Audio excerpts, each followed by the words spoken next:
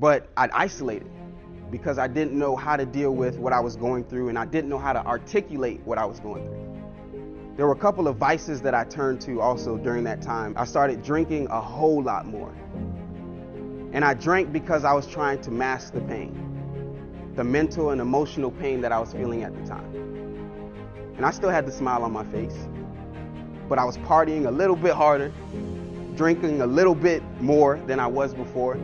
And everyone was like, oh, he's just lit. He's just turned up. And no one knew that when I went back home, I was suffering. And I was suffering in silence. And so what happens as a man, it's hard to open up.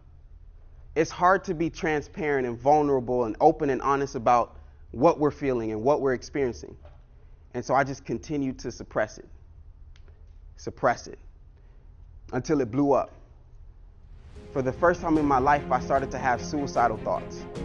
And I was afraid because I'm now having these dark thoughts and not sure whether I would act on these thoughts.